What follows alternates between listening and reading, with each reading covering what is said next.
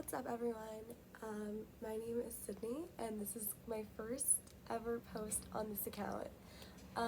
So I'm super excited. I literally just made this channel for the sole purpose of just claiming back my body after being diagnosed with a chronic illness, and quite a few chronic illnesses. And this is just my way of just sharing my own experiences and getting to hear all of yours. And if I can just help one person in the world, then that's an accomplishment for me. So, a little bit about myself. My name's Sydney. I am a sophomore at The Ohio State University, and I have so far CSID, gastroparesis, hypoglycemia, PCOS, and we're in the middle of diagnosing an autoimmune disease. So I really have it all. But today I really just wanted to dive right in and talk about CSID and what it is, since that is one of the rare diseases that I have, and that was one of the first chronic illnesses that I've ever been diagnosed with. So let's just hop right in and talk about it. I will link all of the sources that I got this information from when I talk about the facts, because they're all from the Rare Diseases Organization. So I took a few notes on my phone because I can't remember all of this. These are a lot of facts. But in the short, CSID stands for Congenital Sucrase Isomaltase Deficiency. I know, that's a mouthful. I sometimes forget what it stands for, or like I'll slip my own words. My mom always turns to me and is like, "What do you have again?" And I mean, we still get it wrong sometimes, but so it goes by CSID, GSID, which is genetic sucrase isomaltase deficiency. We also hear sucrose deficiency, maltose deficiency, and overall sucrose intolerance, because that's what it is in the end. It's a food intolerance.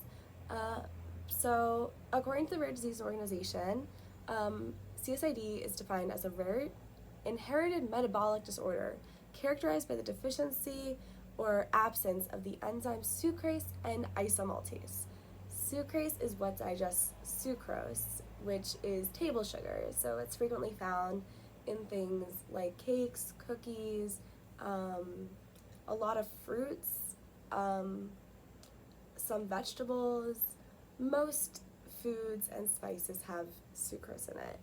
And isomaltase, which is maltose, and that's going to be your starches. So any starchy vegetables, pastas, grains, oat, wheat, anything along those lines, off limits for me. So you can just imagine, essentially, why I had to go on such a strict diet once I was first diagnosed with it. It definitely took a lot of learning, a lot of trial and error, because you don't realize how much sucrose and maltose is in food until you have to cut it out of your diet. So I personally had a lot of people just say, "Oh, it's celiac, right?" And I'm just like, it's not. It's very similar in the fact that it does cause long-term damage to your small intestine, but it's not celiac in the fact that celiac only deals with a small portion of that maltose, and I'm maltose in general. So all maltose is off limits. I can't speak on celiac, so feel free to correct me if I'm wrong. I don't want to speak on it because I'm not educated about it. I don't have it. That is something that I frequently get misunderstood with CSID, is people turn around and they're like, "Oh, so it's celiac," and it's not. They are very different diseases. They both have their difficulties. They both have challenges. Just mine is a little bit different. It's a little bit broader. So basically, for me, sucrose and maltose and also lactose cannot be absorbed by my gut at all. So it eventually just damages my small intestine. So it has a lot of symptoms that overlap with different GI diseases. So I'll just go through them. So the most common symptoms will be diarrhea, abdominal discomfort, abdominal bloating, malnutrition, failure to thrive, overall nutritional deficiencies, vomiting, and weirdly, kidney stones. I did see that is very common in people who have CSID, which I have not had. I know I have the precursors to kidney stones, but I've been very fortunate and not had them, so doing well there. But those are just some of the common symptoms, and if you just hear those symptoms, you're probably thinking like, well, that sounds like IBS, that sounds like IBD, that sounds like Crohn's, that sounds like most GI diseases, and that's where it comes really difficult to diagnose CSID or diagnose all these different rare chronic illnesses, because the symptoms always do overlap, and it's very easy for GI doctors to turn around and be like, well, you have IBS, since it is so common. IBS is extremely common. I've been told that I have it, but clearly, I mean, like, I've learned that I don't have it, or I may still have symptoms of it. It's a very common thing to diagnose, and I've also been told a lot of times it's just anxiety, or that I'm making this up, or that this is not a real disease. I'm just like, it's very real, because this is obviously a very physical problem. I understand how psychological problems can play a role in potentially making me more nauseous at times, or more bloated at times, but overall there is a problem. There is a physical problem that is there. There is something my body is lacking that is causing my symptoms, and I think that was so important for me to get that validation that there is something wrong. I'm not making this up. There is something physically wrong. There is a reason my food is giving me discomfort. So I have all the symptoms except for diarrhea. I lucked out there, but everything else is very difficult. I've been told I'm currently going through malnutrition, I think for my second or third time. So that is a really hard thing to recover from. I am also have been diagnosed with failure to thrive at times, and that's adult failure to thrive. So it really is something that you don't see too often. And then just nutritional deficiencies in general. Gotten a few low potassium levels in the past, sodium, all that have been low. So it's just going and just trying to make up where I'm missing those. But it is difficult because I was diagnosed at the age of 18. Most people do get diagnosed when they're children. A lot of parents are very proactive in making sure their children are diagnosed. Unfortunately, this is such a rare disease that's not the first thing that you go to test for. You don't automatically think, let's test for CSID. Like, that's not common. So I unfortunately was diagnosed later in life, but I am very glad that I was diagnosed when I was, because I am in Facebook groups with people who have CSID, and I'm hearing people like they're diagnosed 30s, 40s, 50s, 60s. I cannot imagine when I'm 60 years old just finding out that I have this. So I give them so much credit, an incredible amount of credit, because they've gone their life with all these symptoms, probably being told it's nothing, don't worry about it, and then all of a sudden finding out that there is something wrong with them, that there may be irreversible damage there. So I give them a lot of credit. I do wish that I was diagnosed earlier in life, but I'm glad that I was diagnosed when I was. And I'm very lucky about my doctor and just how proactive he was in being, okay, we're going to find this out, let's do this. So CSID is congenital. It is also genetic. It's an inherited trait that comes from the chromosome 3. I'm not exactly sure what the exact deficiency is there or all the science behind it, but it does come from chromosome 3. Both parents have to be carriers of it. I guess both my parents were carriers of it. And then from there, your child has a 25% chance of actually inheriting it. So while my sister doesn't have CSID, she's been tested, I ended up having it. And that's something that I'm going to be proactive about when I have children, is that I don't know if my future spouse or if I choose to go through the egg donor route or surrogate route or anything along those lines. I don't know if they have that CSID trait that they carry. So that's something I'm going to be proactive about, and just make sure that like I get my children tested for all of these malabsorptions, especially lactose. I feel like lactose intolerance is very common. I feel like more people are lactose intolerant than not. So not too special there, but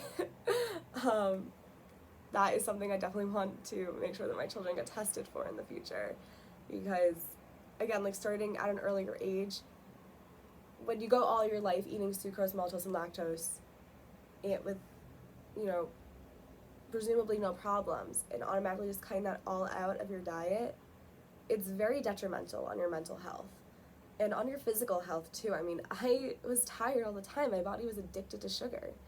And I bet if most people tried to cut out sugar for 30 days, your body would feel the effects too. So that's definitely something that I'd want to be proactive about. And I encourage people to be proactive about it. Like, get tested for malabsorption. Get your children tested for it, because it could be less rare than we actually think it is. So speaking about rare, this is a very rare disease. Not a lot of people have it. Not a lot of doctors hear about it. So in North America, only 0.2% of the 0.2% of the population has it.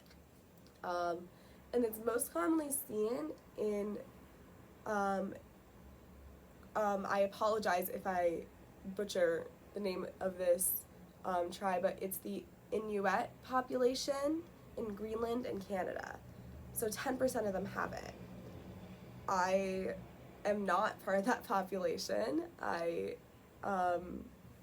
have no genetic background there, so I guess I'm just part of the outliers there.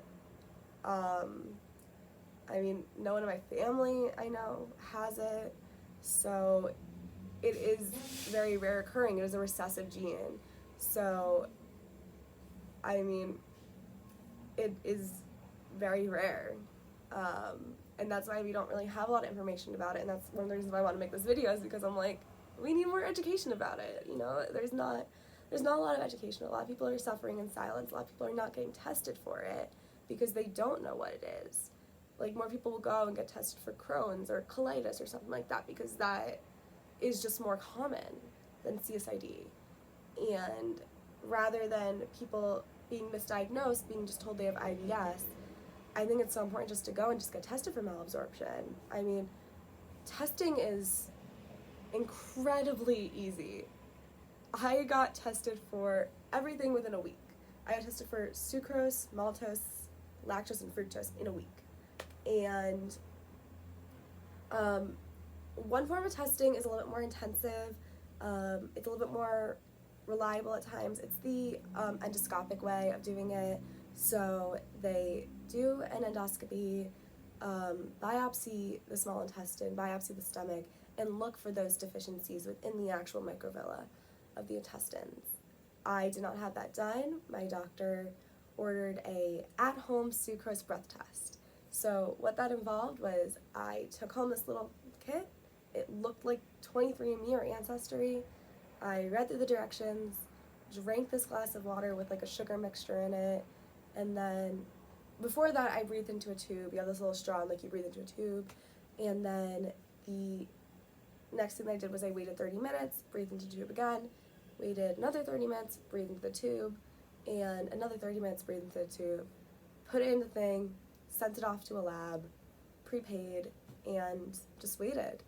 So that's called the hydrogen breath test, and I did that also for lactose and fructose. So what I ended up doing for that was I woke up at 6 a.m. one morning, drank a glass of milk, and went to my doctor 3 hours later at 9 a.m.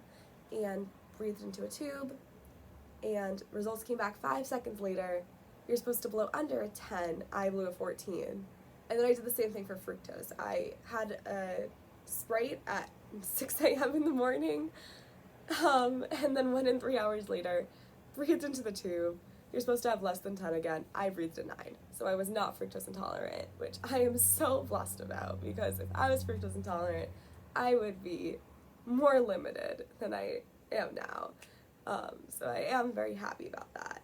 And then the sucrose results came in about a week or two later, and as I'm walking out of the office, my doctor stopped me and was like, wait, we have one more test result for you. Because I had a full GI workup when I first went to the GI. And he pulls me aside, he's just like, okay, like, here are your test results. Like, women are supposed to blow 5.1%. I blew a 1.72. So it said extremely low sucrose activity. So I mean, sucrose intolerance, maltose intolerance, it's a spectrum, essentially. Some people are more intolerant than others. Like, some people can tolerate about 5% of their diet being sucrose. Some people only have to cut it down a little bit. Some people are allowed to do the cheat meals. They can do that. Their bodies react a little bit better. My body basically cannot digest it at all. And the effects work pretty quick. I'll digest sucrose, 5 minutes later, I'm vomiting, I'm uncomfortable, I'm bloated. So there are treatments for this though. The main treatment that they do recommend is just cutting it out of your diet completely. Seeing what you can add in, what you can tolerate, just overall avoidance, which is my main form of treatment. I try my best to avoid it. Now, I mean, I have the gastroparesis diagnosis. I am on a feeding tube, but this was before the feeding tube. This was before my gastroparesis diagnosis. I tried my best to avoid it, which did lead to malnutrition. Since everything, even like spices, like I couldn't put pepper on my chicken because that was making me really sick because that had trace amounts of sucrose in it. And I'm sure there is some kind of mental component there. I'm not completely disregarding that I probably do have anxiety around food. That is extremely common, so I'm not disregarding that at all. But what I am trying to get across is just that this is a hard food intolerance. This isn't like sucrose, maltose, it's in almost everything, and it's really difficult. And for the people who have it, it's really, really, really challenging. I think we just need to acknowledge the fact that this is not an easy thing. This is not an easy thing to live with, like, at all.